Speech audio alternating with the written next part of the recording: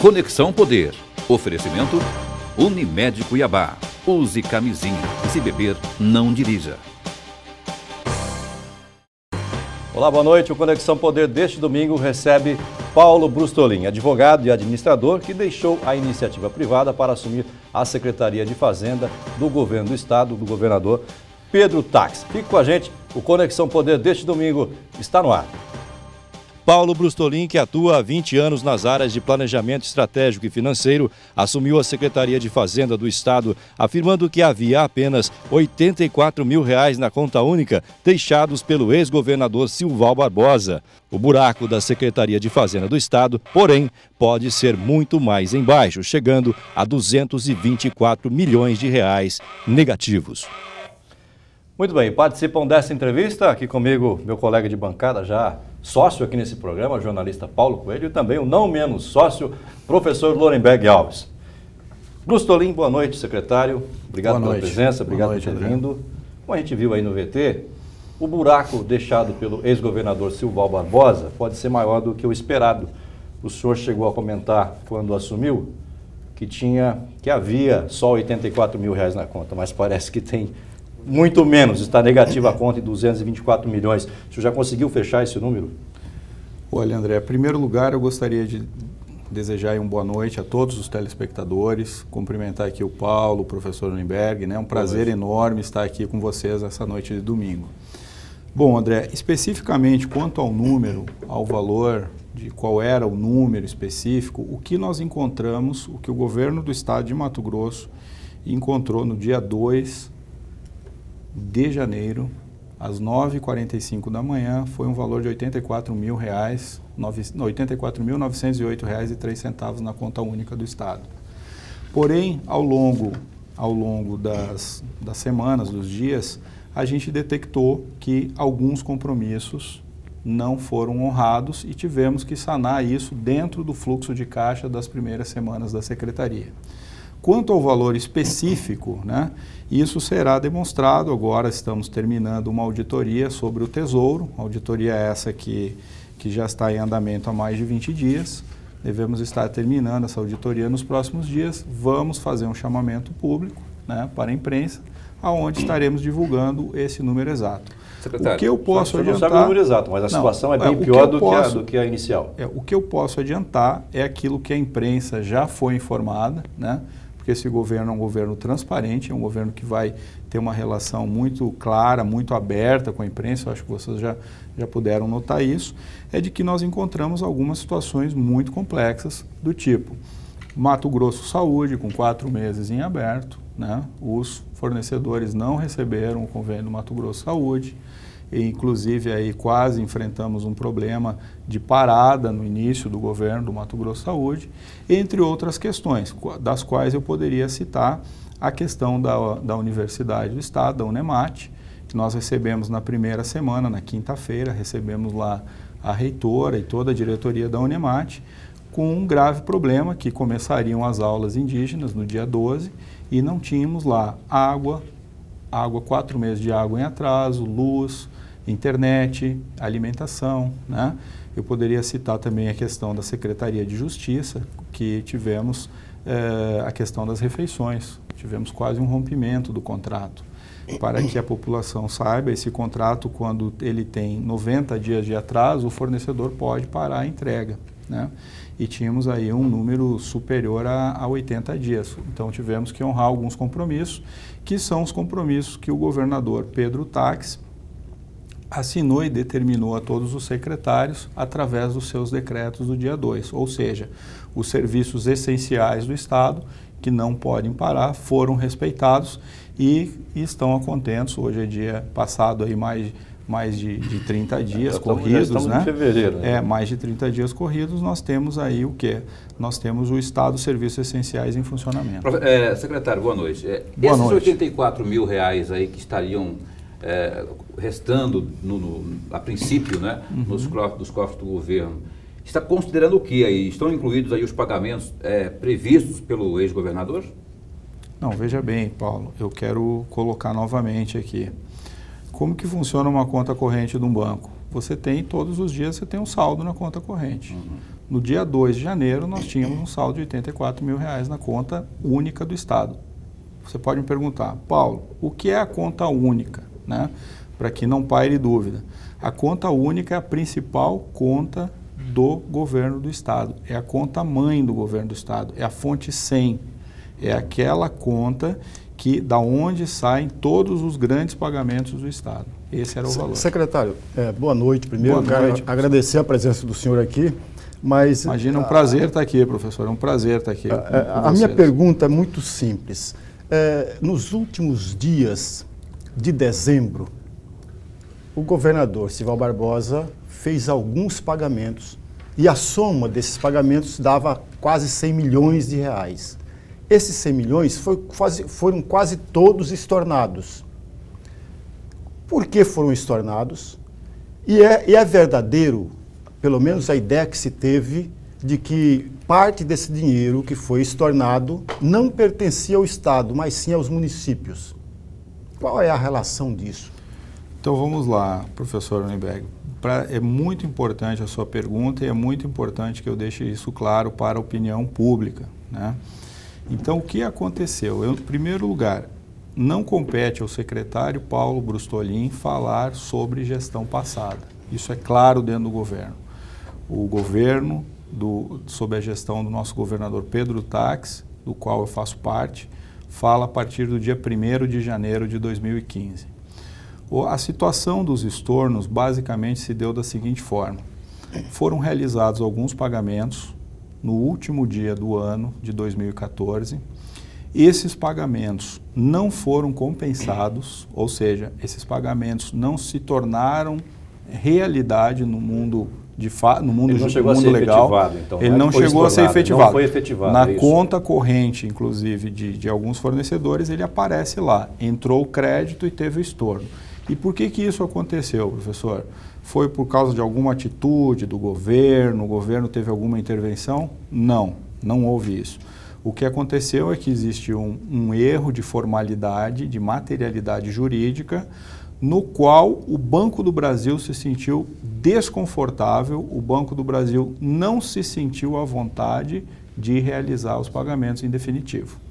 Por isso, o Banco do Brasil, em contato com o governo do Estado de Mato Grosso, no dia 5, que foi a segunda-feira, ele colocou para nós com muita clareza que estaria fazendo o estorno daqueles pagamentos e que não somaram 100 milhões de reais. Isso também já foi tornado público. Esses pagamentos são da ordem de 63 milhões e 500 mil reais aproximadamente. Foi o que foi estornado para dentro da conta única do governo no dia 5 de janeiro. Bom, deixa eu ver se eu entendi. Então quer dizer que o governo não estourou nada, o governo não teve nenhuma ação em cima disso aí. O que teve foi o Banco do Brasil que achou que estava irregular e aí acabou não efetivando o pagamento, é isso? Teve uma consulta do Banco do Brasil com o governo. Isso. Na verdade, na ocasião dos estornos foi falado, o governo estornou, o governo tal. Na verdade foi só o Banco do Brasil que agiu, não foi o governo. Na verdade, é importante colocar isso para você aqui, é importante esclarecer o telespectador. O que houve foi que o Banco do Brasil não se sentiu confortável de formalizar aqueles pagamentos. Por quê? Porque o ato formal... Estava desconfiado, o Banco do Brasil estava desconfiado. Vamos dizer... Mas há um termo bem claro. Paulo, o que eu posso dizer é o seguinte, os advogados que estão me escutando, existe um rito de formalidade. Por exemplo, quando você emite um cheque, você tem que assinar o cheque. Se você não assinar o cheque, esse cheque pode até ser depositado, você concorda comigo? Mas ele não vai ser compensado. Outra situação, você pode fazer esse cheque, assinar ele perfeitamente, depositar e ele não ter saldo. Esse cheque vai voltar, né? No que aconteceu foi um problema de formalidade jurídica que o Banco do Brasil não se sentiu confortável e aí devolveu esse recurso para o governo do Estado. Tá, mas chegaram a entrar recursos em algumas contas e esses recursos acabaram sendo estornados. Agora, se eu fosse um empresário que tivesse recebido algum recurso do governo que me devia, empresário honesto, né, professor? E fosse estornado esse pagamento da minha conta, eu processaria o governo.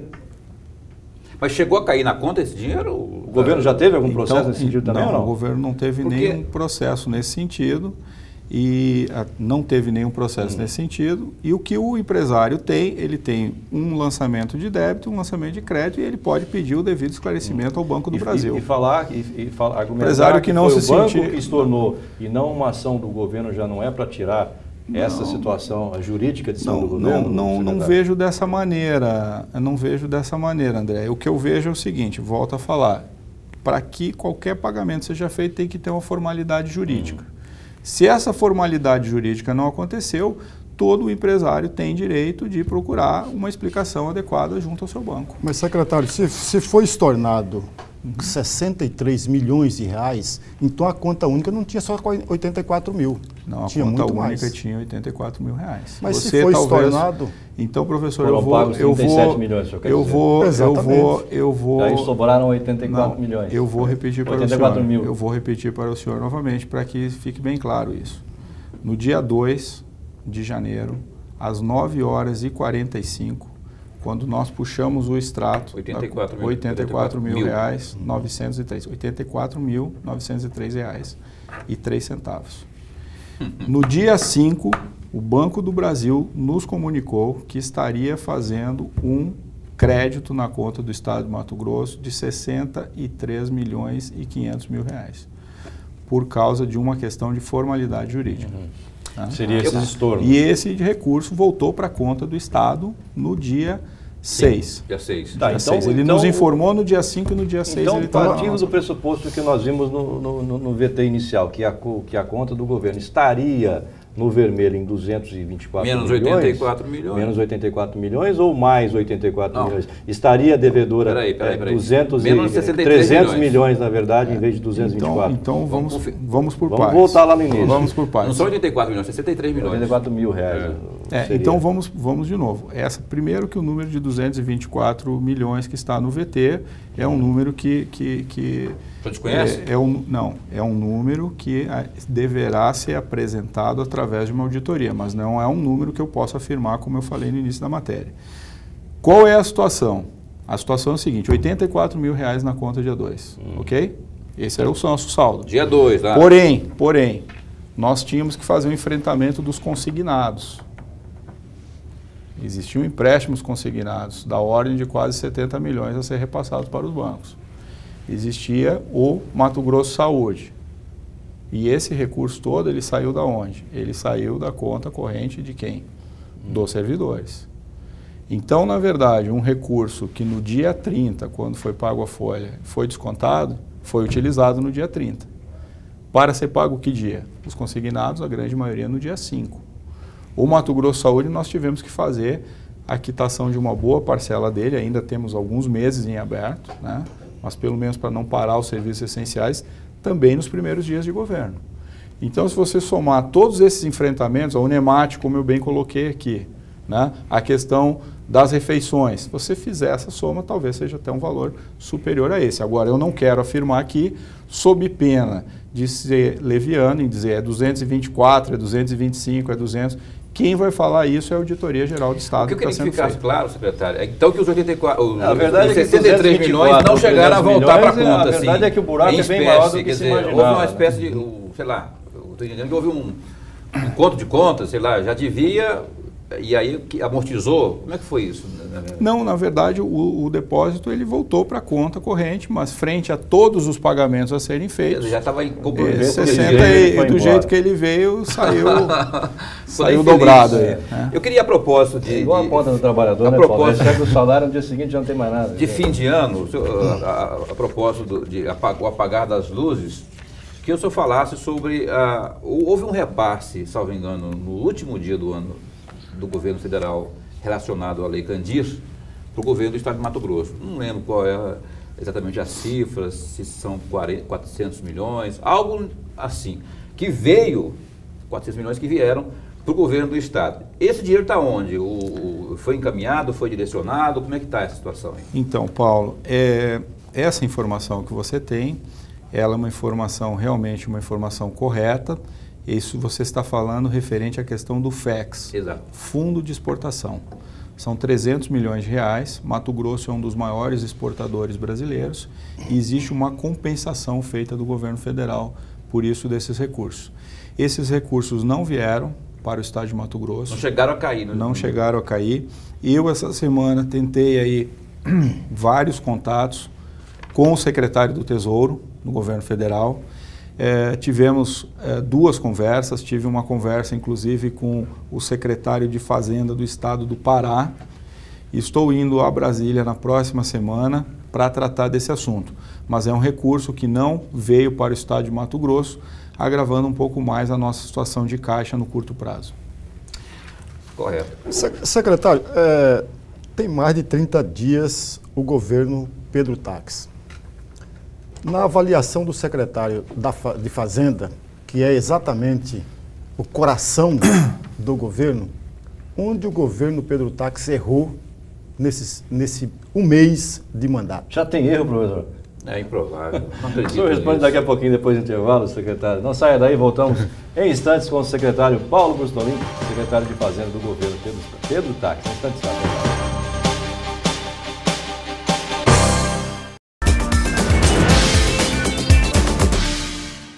Muito bem, voltamos com a Conexão Poder deste domingo, recebendo o secretário de Fazenda, Paulo Brustolin. O professor Hollenberg deixou a pergunta no ar, no bloco anterior, sobre o erro do governo Pedro Taques nesse primeiro mês de gestão. É isso, professor? Exatamente. Houve erro, professor, na sua Tem 30 dias de governo, na opinião do secretário, a Secretaria de Fazenda é o coração do governo, onde o governo Pedro Taques errou nesses 30 dias. Olha, professor, a sua pergunta é uma pergunta... Difícil de responder, Não, né? não é uma Falar mal do pergunta, chefe? não é difícil de responder, não. É uma pergunta, por incrível que pareça, muito fácil de ser respondida. Eu posso lhe dizer o seguinte, professor, eu me sinto honrado de ter sido convidado por uma pessoa do calibre do nosso governador Pedro Taques para fazer parte da equipe dele, de governo. E por que isso, professor Hollenberg? Eu tenho acompanhado aí, lado a lado, toda a equipe, tenho acompanhado o dia a dia do governador, da Casa Civil, e eu tenho visto uma coisa, professor, eu tenho visto uma determinação que poucas vezes eu vi na iniciativa privada em fazer uma transformação. Existe um compromisso muito grande do nosso governador Pedro Taques em realmente fazer essa transformação do estado de Mato Grosso. Fazer um estado que se preocupe com gente, que se preocupe com as pessoas, que leve uma saúde de qualidade melhor para a ponta, para o nosso cidadão, que procure fazer um trabalho forte na segurança, na saúde, né? E eu vejo um governador determinado a fazer um trabalho e acertar. É claro que todos nós podemos errar em algum momento, e vamos errar, viu, professor, porque somos humanos. Mas hoje eu vejo um governador determinado. O senhor tem uma ideia do que eu estou falando. Eu vejo um governador trabalhar além de 11 da noite, 11h30 da noite. Ontem, por exemplo, a gente estava estava conversando depois das 11 horas da noite, né? E ninguém está pedindo isso para a equipe. Ninguém está pedindo isso para a equipe. A equipe está comprometida em fazer uma transformação no estado de Mato Grosso. Então eu posso lhe dizer o seguinte, eu, Paulo Brustolin, enquanto executivo, enquanto administrador da empresa, eu lhe falo assim com a maior humildade possível, com a maior humildade do mundo, né? Estamos empenhados em fazer um trabalho sério, um trabalho determinado e fazer uma transformação no estado de Mato Grosso, uma transformação que tenha como ponto central. E aí é importante dizer isso, porque o governador, quando ele pode, ele lembra a gente, ele lembra o secretariado. Ele fala assim, olha, precisamos cuidar de gente.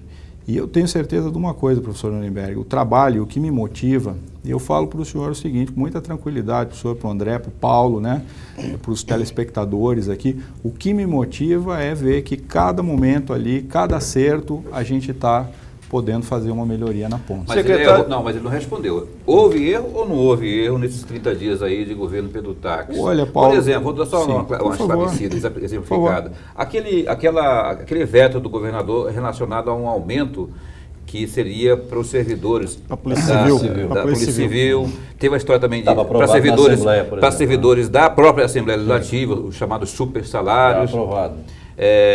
Que o governador se posicionou contrário, quer dizer, esses, na sua avaliação, foram acertos. Olha, Paulo, o que eu posso te dizer é o seguinte, nós temos um governador hoje que é um grande conhecedor da legislação, do direito administrativo, do direito constitucional. Muitas vezes, quando você faz um veto, e creio que foi esse o caso, você está preocupado com uma categoria e você está protegendo ela. Eu tive a oportunidade de escutar o Dr. Marrafon falando com a Polícia Civil, e não é o tema que eu estou habilitado para falar completamente, claro, né? Mas eu vi o Dr. Marrafon fazendo uma explicação legal sobre esse veto, né? Então eu posso lhe dizer uma coisa, nós temos a grande oportunidade hoje de ter um governador do estado que é um profundo conhecedor da legislação, é um estudioso, né? E eu acho que o estado de Mato Grosso, nesse aspecto, está muito bem. Se houve a necessidade do veto, você pode ter certeza que tenha alguma questão legal que procurou preservar o servidor. Secretário, 5% para os servidores da Polícia Civil, que é uma força pequena, nós temos aí um efetivo acho que de 800 homens na Polícia Civil só. 5% de aumento para esse efetivo comprometeria tanto assim as finanças do Estado? Eles têm um pagamento de R$4 mil eu quero colocar o seguinte também, claro, secretário.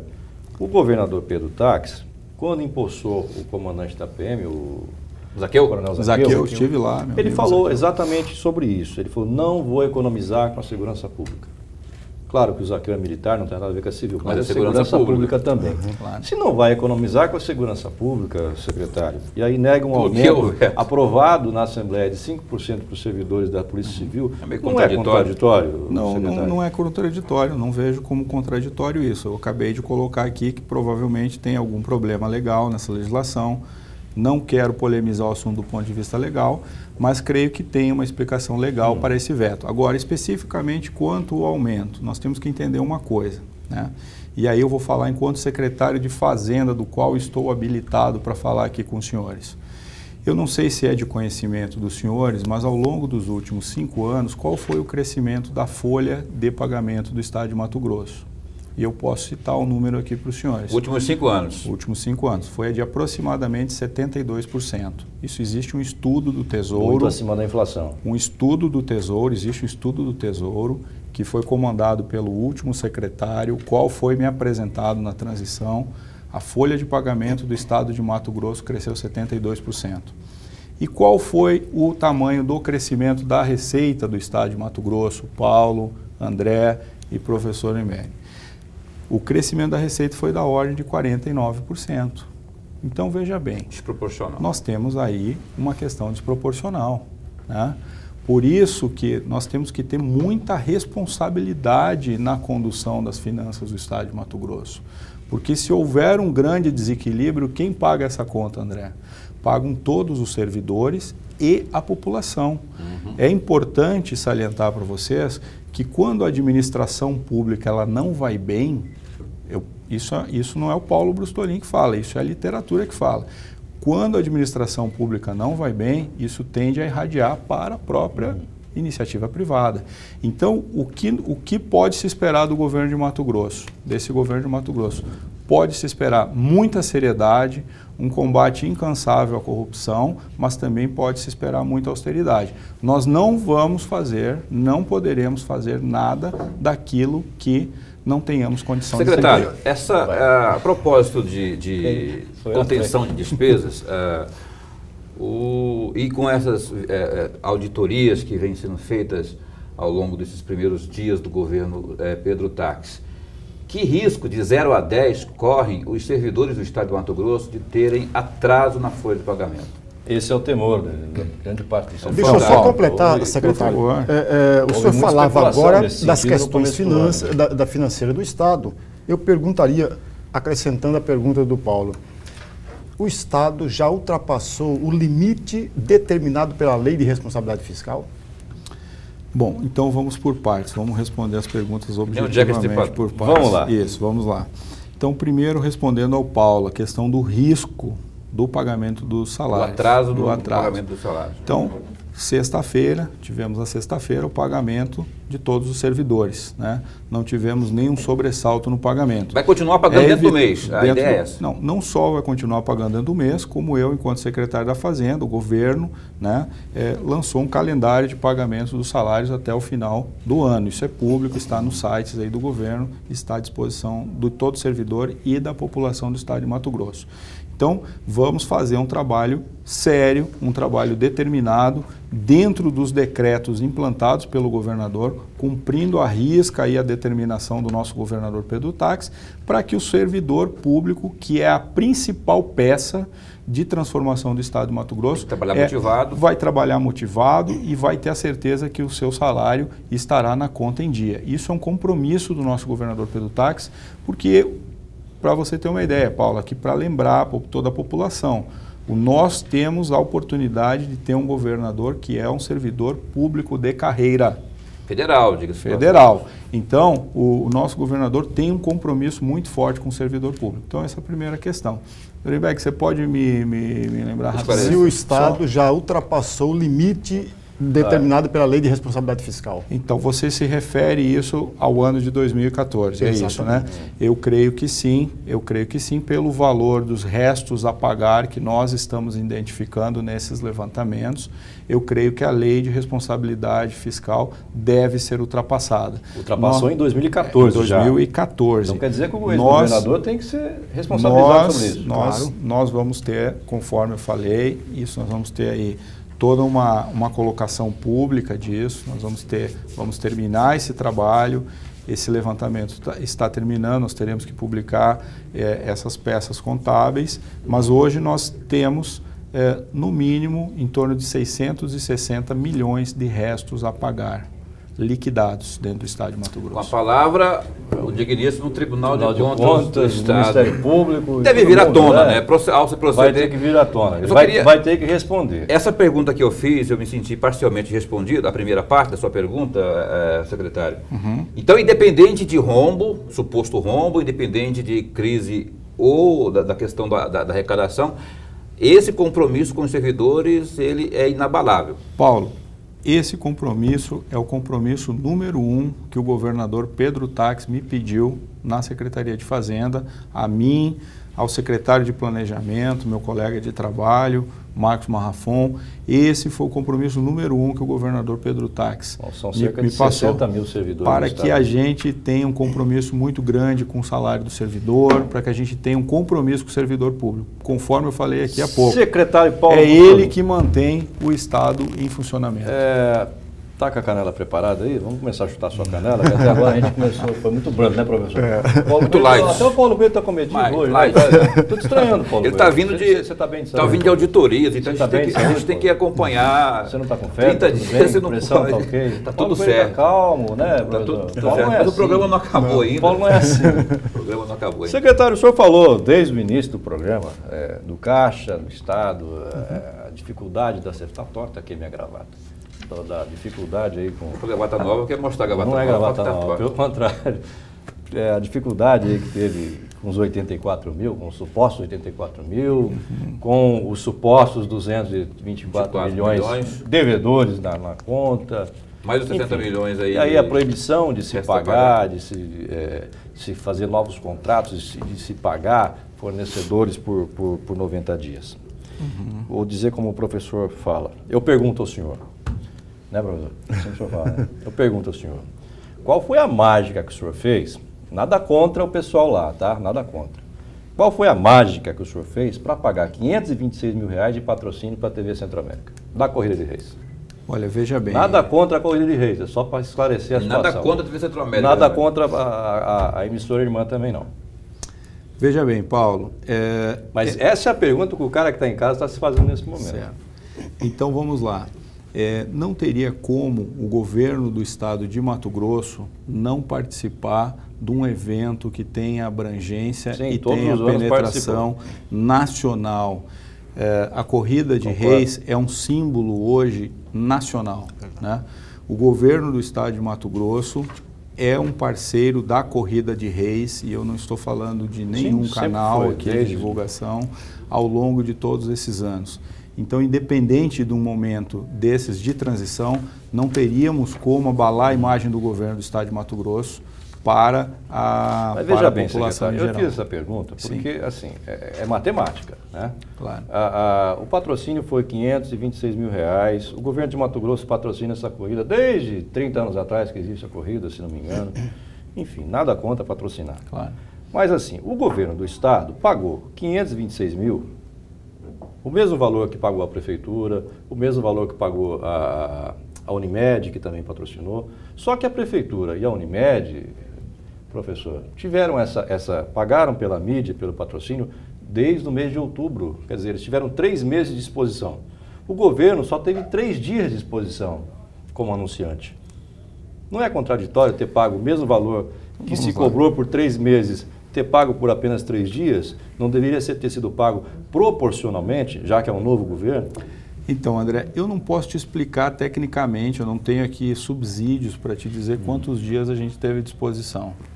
Eu volto a falar, o Estado de Mato Grosso... O governo assumiu no dia 2, a corrida foi dia 6, mas eu 4 não tenho, dias. eu não tenho subsídios, eu não sei se o governo anterior não tinha um compromisso com a própria TV Centro-América, né? Agora, o que eu posso te dizer é o seguinte, institucionalmente, a corrida de reis, ela é um símbolo nacional e o governo do Estado decidiu não sair, decidiu participar. Que é um símbolo nacional, é indiscutível. Agora, quanto ao dinheiro sair ou não do caixa nesse período, que também é uma preocupação tua, né? Se o senhor não tinha, muitas vezes você pode fazer um compromisso e fazer um pagamento no longo prazo ao futuro, né? Não vejo dificuldade. Está satisfeito com a resposta, professor? Você está satisfeito, Paulo Coelho? Toca para a próxima. Eu não entendo muito essa proporcionalidade aí não, mas eis a explicação do secretário, né? Aliás, a propósito dessa questão de gastos com imprensa, com a comunicação, o senhor que mexe, que vai sentar no cofre, em cima do cofre, o senhor, isso vai ser revisto, vai ser reduzido? Como é que vai ser a lida do governo Pedro Taques com a comunicação? Então, emendando a pergunta, o que é que o senhor quis dizer com sentar no cofre? Tá tudo bem, vamos lá. O senhor vai fazer igual o antigo secretário, que nada passava, nada... Você não pode pensar que o cofre é seu. Sem ele assinar, ele achava que era dono do cofre. Né? O senhor não pode pensar olha, assim também, eu vou falar uma coisa, André. Você está aqui, estamos aqui entre amigos, né? Você me conhece há muito tempo. Sim. Você sabe que eu não tenho... Eu sou uma pessoa... Por me conhecer, você sabe que eu sou uma pessoa desprovida de vaidade, né? Então, sou uma pessoa muito serena, muito humilde, muito tranquila nas minhas posições. Então, o que eu posso dizer é o seguinte. Primeiro, nós temos um compromisso com as pessoas. Esse compromisso com as pessoas é saúde, educação e segurança. Esse é o grande pilar, é o grande foco do governo. Saúde, segurança e educação. Né? Então, a população de Mato Grosso pode esperar que a gente tenha um compromisso e vai entregar. Essa é a ideia. Essa é a ideia. Né? Agora, especificamente, você poderia ser mais objetivo no que você me colocou? O que eu te coloquei que você não está lembrando? Mais objetivo na tua pergunta. Vamos lá. Do dinheiro? Qual dinheiro? Sentar em cima do caixa. É isso que você quer que eu te exatamente. Então tá bom. Sentar em cima do caixa é uma expressão. O senhor é uma expressão. Não, o senhor tem que ser mais claro, não eu. Então vamos lá. Como é que você vai sentar em cima do caixa? Sentar em cima não vai do sentar caixa, literalmente, mas sentar em cima do caixa é uma expressão simples, mas a ideia é o seguinte, fazer com que o recurso público seja muito bem aplicado. Que a gente tenha certeza que cada real que a gente invista, que ele chegue na ponta e que ele tenha uma finalidade específica. Ou seja, austeridade na gestão do dinheiro. O dinheiro, ele não é de A, de B e de C, ele é da população, é dinheiro público. E dinheiro público precisa ser melhor aplicado, não só aqui no estado de Mato Grosso, mas no nosso país. E nós estamos lá para fazer isso, para que o dinheiro público cumpra o seu papel social. Quanto à questão orçamentária da comunicação, eu não creio que teremos grandes dificuldades para ter um orçamento adequado para a comunicação do estado de Mato Grosso. Né? Se ventilou muito aí especulações, olha, vai reduzir drasticamente, Não, o estado de Mato Grosso tem uma política muito clara de comunicação, definida por o nosso secretário de comunicação, Jean Campos, né? Juntamente com o governador. A gente sabe da importância da comunicação, sabe da importância de mostrar e, ao mesmo tempo, de conscientizar sobre tudo aquilo que é necessário fazer e o que estamos fazendo. Então, eu não vejo grande dificuldade, não vejo toda essa problemática que se gerou nisso. Secretário, de sentar, para encerrar esse negócio de sentar em cofre, quando a gente fala sobre isso, a gente remete à pressão. E pressões, o André acabou citando aqui, a questão política, né? Na Assembleia, por exemplo, houve um secretário do governo que passou, que era muito achincalhado, e era persona não grata na Assembleia por conta da resistência de algumas medidas que ele adotou, né, para sentar no cofre, de acordo com as expectativas dele, e isso desagradou aos políticos, à classe política. Como que o senhor vai lidar com essa pressão política aí, e em mais especial relacionada à Assembleia Legislativa? Secretário, vou pedir licença, o senhor responde daqui a pouquinho no próximo bloco, não saia daí, daqui a pouco voltamos com o secretário respondendo a essa pergunta e vamos tocar também na questão crucial de incentivos fiscais e reforma tributária, né, professor? Não saia daí, voltamos em um minuto, até já.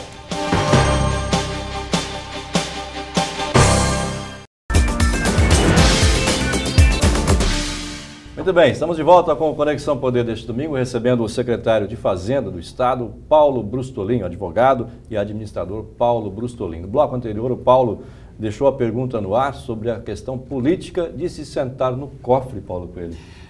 Mais especificamente na relação política com os deputados da Assembleia Legislativa, que é uma queixa, entra secretário, sai secretário da pasta de Fazenda, e isso nunca chega a um contentamento. É impossível chegar a um contentamento com a Assembleia Legislativa. Que orientação Pedro Táxi passou para o senhor na lida com os deputados da Assembleia Legislativa, que obviamente vão fazer suas cobranças de acordo com seus interesses? Então, a determinação do governador Pedro Táxi é que a gente conduza o Estado, as políticas do Estado, com muita harmonia com todos os poderes, né? Eu mesmo, ao longo dessas últimas 2 semanas, eu já visitei o Tribunal de Contas, visitei lá o Dr. Valdir Teis, meu amigo Dr. Valdir Teis, visitei o Dr. Orlando Perry, do Tribunal de Justiça, e agora, na próxima semana, devo fazer uma visita ao novo presidente também da Assembleia Legislativa. Então, o que se pode esperar é uma relação harmoniosa entre poderes, um governo muito sério, um governo muito transparente e um governo que vai buscar o diálogo e, ao mesmo tempo, deixar claro quais são os seus principais objetivos, como o nosso governador vem fazendo. Hoje é 1º de fevereiro, domingo. Ao longo desse primeiro mês do ano de 2015, como se comportaram as finanças do governo do Estado de Mato Grosso, em que se refere aí à arrecadação? Cresceu? Porque a gente sabe que existe um acompanhamento quase que diário. Como é que foi? Como é que está essa parte da finança aí, da arrecadação do Estado? Então, Paulo, uma coisa que me preocupa um pouco, né? É que no primeiro mês de janeiro nós tivemos uma arrecadação praticamente igual ao mês de janeiro do ano de 2014. Então, isso me deixa um pouco preocupado. Nós temos que analisar com mais detalhes, né? E agora estamos aí no início de fevereiro. Em número significa o quê? Praticamente igual? Praticamente 0% de crescimento. É claro que esses números ainda estão sendo trabalhados. O dia 30, ele está sendo o último dia do mês de janeiro, está sendo consolidado. Mas eu creio que na próxima semana a gente já tem exatidão nesse percentual. Mas o que tudo aponta é que nós teremos uma arrecadação em janeiro de 2015 igual a de 2014, o que preocupa um pouco a equipe da Fazenda. O senhor aponta que caminho para resolver isso, para dar uma impulsionada nisso? Apesar de janeiro geralmente ser um mês característico de queda ou de não avanço na arrecadação. Isso, janeiro é um mês atípico, porque a gente tem aí volta toda a carga, né? Você sai de Natal, das festas, às vezes as pessoas gastam um pouco mais e deixam os seus compromissos na questão dos impostos. Alguns não têm todo esse preparo de ciclo de caixa. Mas eu acredito que depois da análise eu vou poder responder com muita clareza para a imprensa quais foram os pontos em que a gente não teve êxito para esse crescimento aí. Secretário, vamos lá. Secretário, o senhor falou agora há pouco de objetivos do governo. E me parece que dentre esses objetivos está o enxugamento da máquina. Só que o enxugamento da máquina não significa parar o crescimento. Então é enxugar a máquina e, ao mesmo tempo, crescer essa mesma máquina, crescer do ponto de vista de arrecadação. Eu pergunto ao senhor, onde que entra o incentivo fiscal nesse meio campo? Muito boa a sua pergunta, professor. Eu quero até lhe agradecer por essa pergunta. Então, na verdade, do ponto de vista de objetivos, nós temos aí, do ponto de vista da Fazenda, nós temos 3 grandes pilares, né? O primeiro pilar é o pilar da receita, é o pilar do crescimento da receita. Nós vamos analisar área por área, setor por setor, vamos fazer um trabalho aí científico, setor por setor, junto com a equipe técnica da Secretaria da Fazenda. Existe toda uma área de planejamento dentro da Cefaz, visando análise de setor a setor. Então nós vamos ter aí, além do diálogo com a sociedade civil organizada, nós vamos olhar também com muito critério, com muito carinho, onde o governo pode crescer, aonde nós podemos arrecadar mais. O segundo grande pilar se deve à questão das despesas do governo, né? O custeio da máquina pública, né? Então está sendo feito um trabalho em várias frentes dentro desse segundo pilar do custeio da máquina pública. Quais são eles, né? São os cargos comissionados, que nós estamos fazendo aí uma redução dos cargos comissionados, uma redução essa determinada pela política de governo. Vai chegar a quantos por cento essa redução? Olha, deve chegar a 2.000 cargos comissionados, né? Por exemplo, na Secretaria de Fazenda, eu mesmo, ao longo da última semana, né, coloquei à disposição da Casa Civil 81 cargos comissionados, sem prejuízo ao funcionamento da Secretaria. Além disso, nós também estamos revisando, professor Nuremberg, contrato a contrato, né? Começando do maior para o menor. Por exemplo, eu posso lhe falar pela minha secretaria lá. Estamos revisando todos os contratos da Secretaria de Fazenda, um a um. Então, aquilo que for possível a gente fazer mais com menos, nós faremos. Quantos contratos são, né? professor? Olha, são muitos contratos. Porque são mais. Isso. Nós estamos revisando, abre aspas aqui para o professor. Professor não, para o secretário. Abre aspas, estamos revisando todos os contratos. Revisar todos os contratos, professor, não leva muito tempo. E revisar todos os contratos, secretário, não vai parar o Estado? Não, não vai parar o Estado, André. Você pode ficar tranquilo que o Estado de Mato Grosso não será parado. O Estado de São contratos com fornecedores, com prestadores de serviço, claro, com a tia da limpeza, com várias empresas desse segmento. Já identificou algum contrato viciado aí, secretário? A auditoria apontará isso, os principais. Todos, mas o que eu posso lhe dizer, só para terminar meu raciocínio, André, né? Então, o terceiro grande pilar que também nos preocupa é fazer uma análise do custeio também da dívida pública. Começamos a fazer aí uma avaliação de como está esse custeio da dívida pública do Estado de Mato Grosso.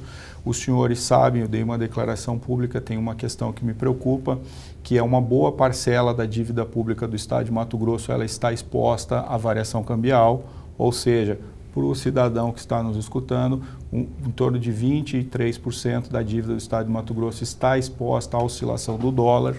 Isso me preocupa, né? Porque nós não temos um cenário mundial muito favorável. E o dólar subiu bastante nos últimos meses. Poderemos ter uma variação forte no câmbio e isso comprometer a política de investimento do Estado de Mato Grosso. Então esse é um terceiro pilar que me preocupa muito, né? Nós acreditamos, estamos aí já com conversas, estamos fazendo uma avaliação. Devo ir na próxima semana novamente, devo ir com o governador Pedro Tax para Brasília, falar com o secretário nacional do Tesouro e discutir essas questões que tanto são importantes para o Estado de Mato Grosso. Dentro desses 3 pilares, Paulo, só para fechar assim, então dentro desses 3 pilares, eles bem conduzidos, eu não tenho dúvida que nós teremos aí um equilíbrio fiscal melhor para o Estado. O governo do Estado de Mato Grosso está sendo tido atualmente como caloteiro para empreiteiros que prestaram serviços para este governo, não estou falando pelo governo passado. Não, eu estou falando governo do Estado de Mato Grosso. Instituição governo. Né? Exatamente. Não gestão. Instituição, não é gestão. Vamos deixar claro aqui. Não, a minha pergunta justamente vai esclarecer isso. É tido como caloteiro, o governo do Estado de Mato Grosso não paga compromisso feito com os empreiteiros que prestaram serviço ao longo da gestão passada. E de outras também. Só que o pepino acabou sobrando para o atual governador.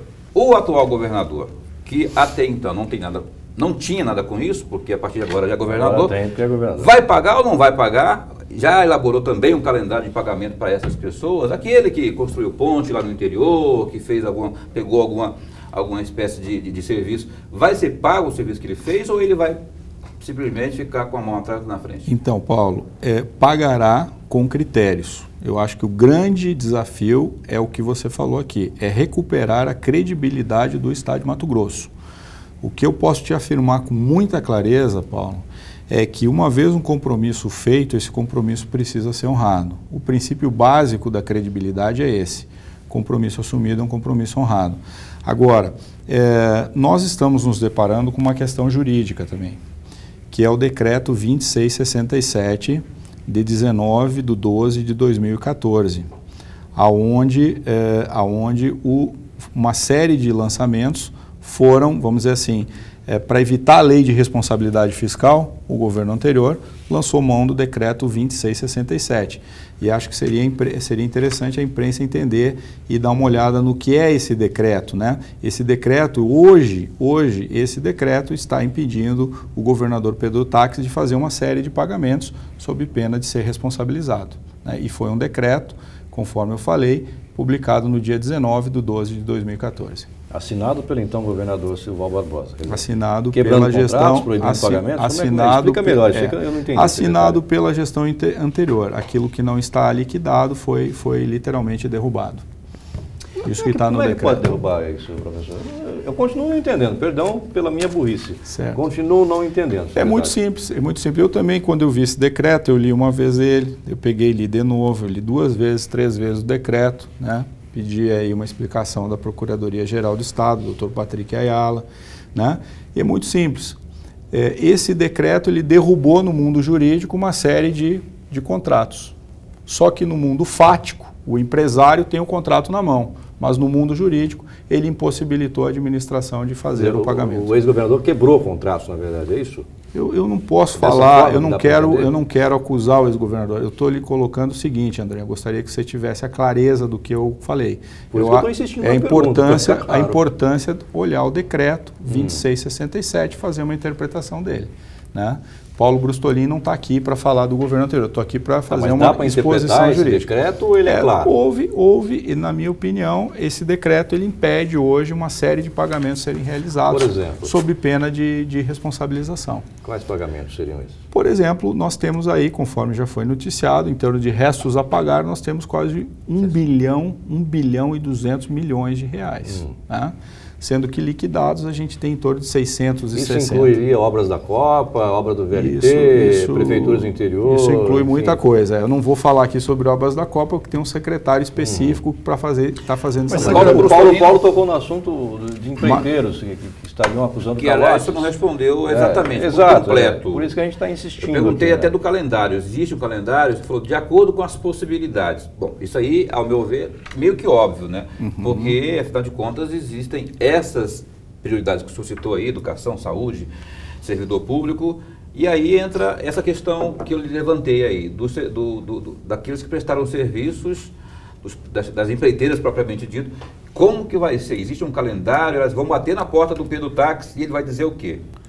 O Paulo tocou no assunto hoje do empreiteiro lá do interior, que fez uma ponte e tal, ele quer receber. Tem um empreiteiro que fez a ponte e acho que tem que receber, né, Paulo Pereira? Mas tem que receber. Tem muito empreiteiro, meu amigo, que não fez a ponte, disse que fez a ponte e quer receber. Mas é isso que o senhor está tentando detectar, para avaliar, né? Então vamos lá. Esse governo é um governo de credibilidade. É um governo que, quando fizer um compromisso, ele vai honrar.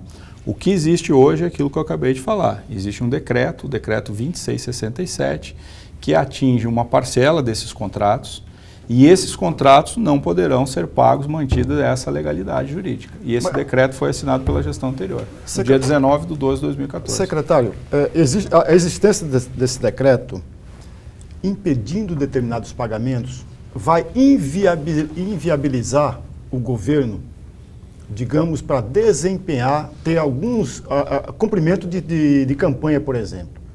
Porque era um compromisso, e ainda, acredito que ainda continua sendo o compromisso do Pedro Táxi, de terminar as obras, que o senhor não gostaria de falar, sobre as obras da Copa do Mundo. Se tem esse decreto e que há um impedimento, vai inviabilizar esse compromisso. Portanto, haverá muitos desgastes em cima do governador, porque ele não cumpriu a sua campanha. Pois E aí, secretário? Então vamos lá. É a instituição governo do Estado, não é a gestão. Vocês estão fazendo aqui já uma análise conjuntural, né, saindo do mundo financeiro. Mas o que eu posso lhe dizer é o seguinte, professor Nuremberg. Nós precisamos ter muita responsabilidade na questão das obras da Copa.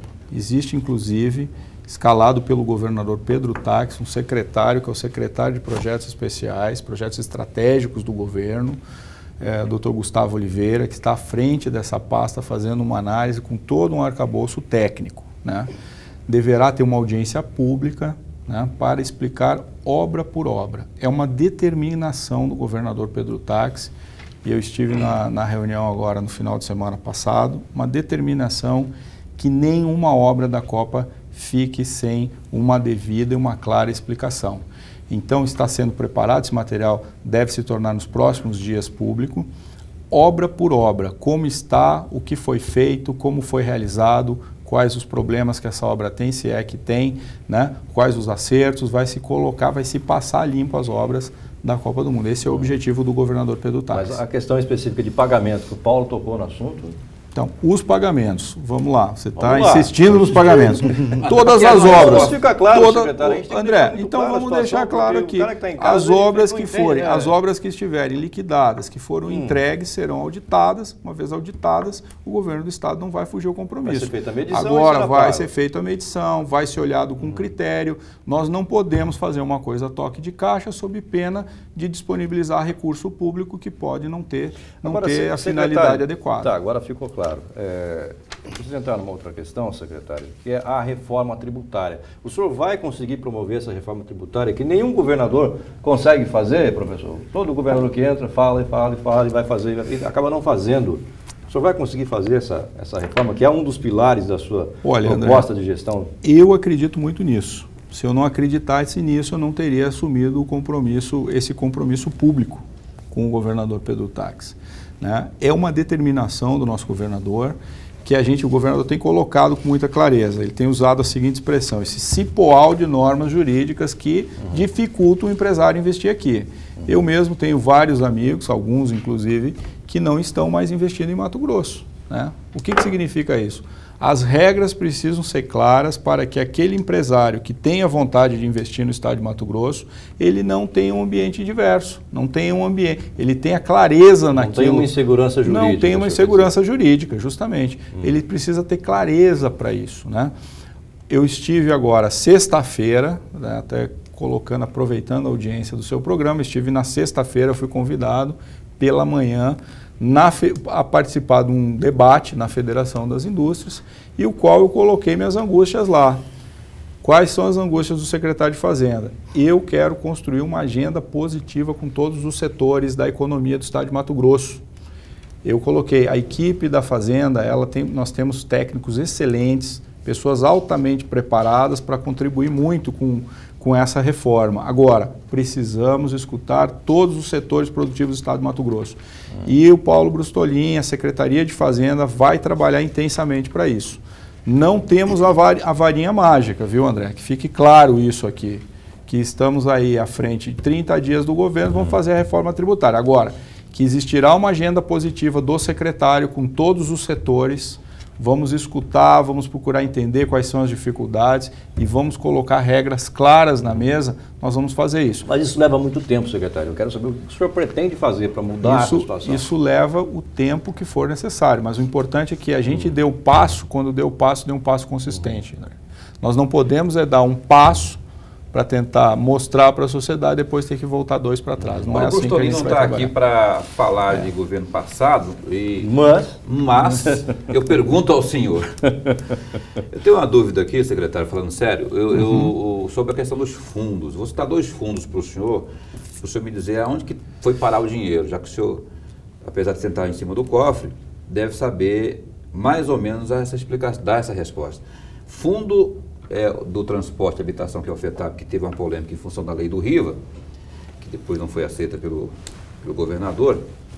Mas mais detalhes ainda, eu queria que o senhor me explicasse, cadê o dinheiro do Fundo da Pobreza, criado no governo, do qual o senhor não fazia parte, e não está aqui para falar sobre ele, mas o senhor é o homem do caixa, e eu preciso saber, previa-se inicialmente, acho que 200 milhões de reais por ano.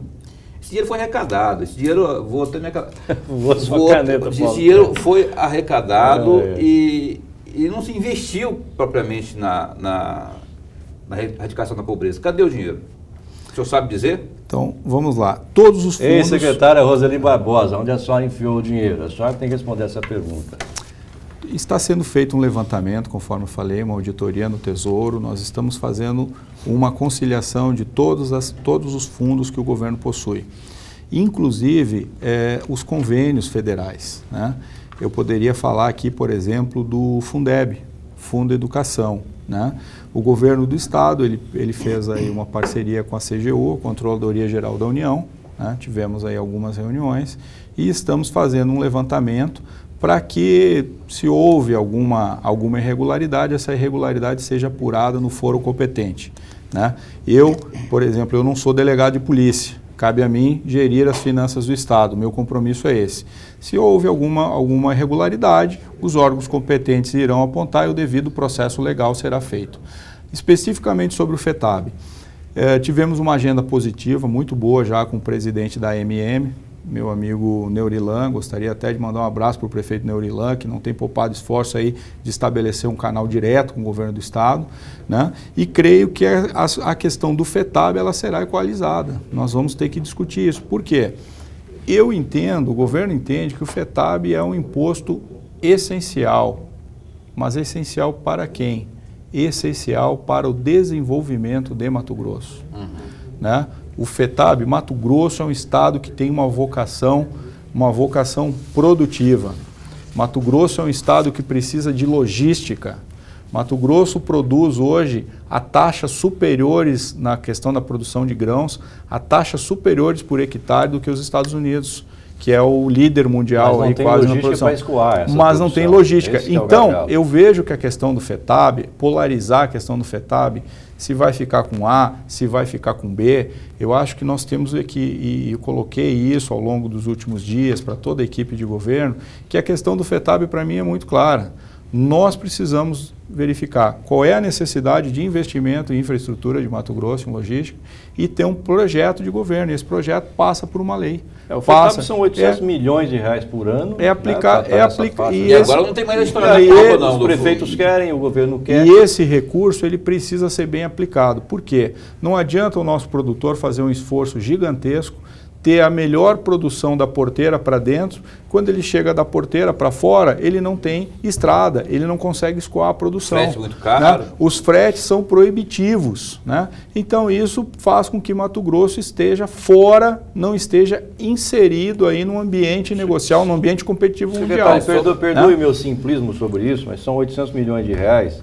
O FETAB, para quem não sabe, é Fundo Estadual de Transporte e Habitação. Ora, se pegar 800 milhões de reais todo ano e investir em transporte e habitação, você resolve o problema da logística. O problema é que os governos, não estou falando desse, os governos sempre desviaram esse recurso para outros fins, para pagar funcionário, folha de pagamento, o que mais, Paulo? Para a obra da Copa, enfim, para um monte de coisa. Falei, agora acabou a Copa. Enfim, agora não tem mais desculpa. Se o governo atual investir o dinheiro do FETAB em transporte e habitação exclusivamente, resolve o problema. Ou eu estou enganado? Resolve o problema. Pelo menos começa a resolver. André, se você me permitir, secretário, se você me permitir, nessa questão, por isso que eu coloquei antes, precisamos ter muita responsabilidade com o dinheiro público. Sim. Cada real que for investido, ele tem que ser bem investido, tem que ser aplicado adequadamente. E também enfatizei aqui a questão da responsabilidade. Vocês me colocaram a questão do reajuste salarial de uma determinada categoria. E eu coloquei com muita propriedade.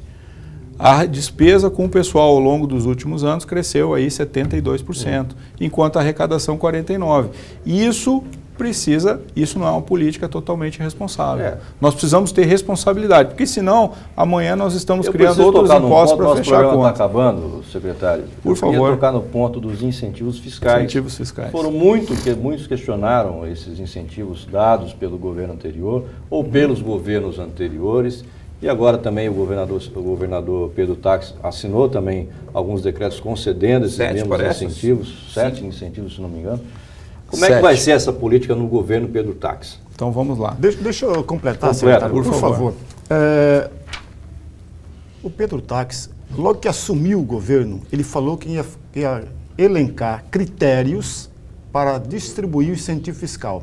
Eu pergunto, já tem esses critérios? Já tem esse grupo de critérios? Então vamos lá, vamos falar de incentivos fiscais. Agradeço pela pergunta, também é uma pergunta polêmica, da qual o secretário de Fazenda tem sido muito demandado. Qual é a posição do governo sobre incentivos fiscais? O governo não é contra os incentivos fiscais. Desde que? O governo é a favor de todo aquele incentivo fiscal que tenha a sua contrapartida social, que cumpra o seu papel social na ponta, né? O próprio governador Pedro Taques, na semana passada, me determinou que fizesse uma avaliação sobre a questão da ZPE de Cáceres. Tem uma equipe da Fazenda debruçada sobre isso e tem uma equipe na Secretaria de Desenvolvimento Econômico do meu amigo Seneri Paludo sobre isso. Então nós somos favoráveis aos incentivos fiscais que geram um papel social, que cumpre o seu papel, que gera um emprego, que desenvolve uma região. E como o governo pensa isso, professor Nuremberg?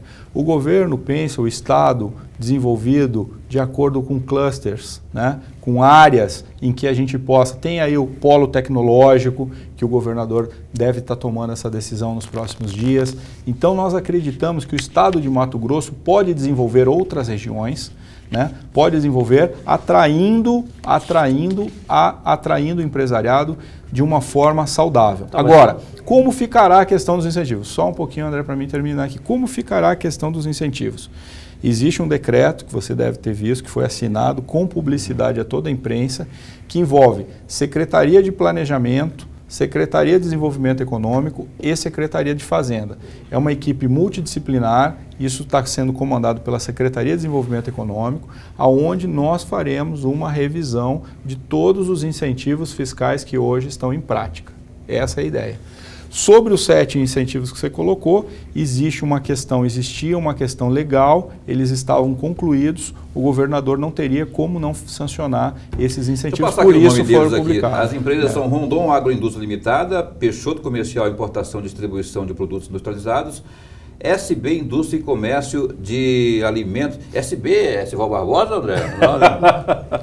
Não deve ser, não. Resende Artefatos de Concreto e Construção Limitada, Lucinéia Natalina Chicarelli, Tex Norte Comércio de Tecidos Limitada. São as empresas que receberam benefício fiscal. Que receberam até agora, né? Isso deve ser, eu fiz a pergunta dos incentivos fiscais, porque tem empresa que recebe incentivo fiscal concedido pelo ex para vender perfume chinês, o Paulo Coelho. Vai lá, compra perfume na China e recebe incentivo fiscal e vende para nós aqui por um preço caríssimo. Tem empresa que vende móveis que quando você aperta o parafuso ele esfarela e recebe incentivo fiscal. Quer dizer, não produz absolutamente nada e recebe incentivo fiscal. São esses incentivos fiscais que estão sendo questionados. Tá? Para que fique claro. Isso. E esses incentivos, todos eles serão revistos dentro dessa equipe Secretário Paulo Brustolin, nosso tempo está esgotadíssimo. Eu queria ficar com o senhor conversando aqui mais umas 2 horas, mas infelizmente não dá. A Márcia vai trazer um presente do nosso programa para o senhor. Coloque lá no seu gabinete para sempre lembrar da gente. Muito obrigado. Do lado do cofre do seu centro. Obrigado. Vamos abrir aqui. Caneca do nosso programa. Olha só. A caneca do nosso site Repórter MT. Muito obrigado, pessoal. Eu sei, é leitor assíduo. Um chá para acalmar os nervos de vez em quando. Chazinho, né? O senhor tem alguns segundos para falar o que deixou de falar, o que deixou de perguntar? Eu queria aproveitar a audiência do teu programa, para dizer o seguinte. A população de Mato Grosso pode esperar desse governo, pode esperar de todos os secretariados, pode esperar do secretário Paulo, muito trabalho, muito empenho, muita seriedade com os recursos do Estado de Mato Grosso, né? E estamos aí para auxiliar o governador Pedro Taques, o nosso grande líder aí, nesse projeto de transformação do Estado de Mato Grosso. Esse é o meu compromisso, por isso que aceitei esse desafio e estamos aí para servir a população. Esse é o nosso objetivo principal, utilizar o recurso público de forma adequada, fazer com que esse recurso público, o cidadão se sinta bem, que ele está sendo bem aplicado na ponta. Sabendo usar, não vai faltar. Paulo Brustolin, obrigado. Obrigado. Muito obrigado. Está com a mão gelada, rapaz. Mas já é o ar-condicionado. Paulo Coelho, obrigado mais uma vez pela presença de Paulo para Paulo aqui hoje. Né? Obrigado, Paulo. Obrigado, professor. Obrigado, prazer. Senhor aqui na bancada, você em casa. Obrigadíssimo pela sua audiência.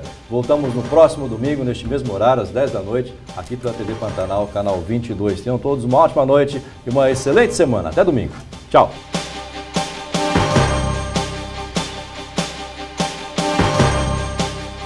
Conexão Poder. Oferecimento Unimed Cuiabá. Use camisinha e se beber, não dirija.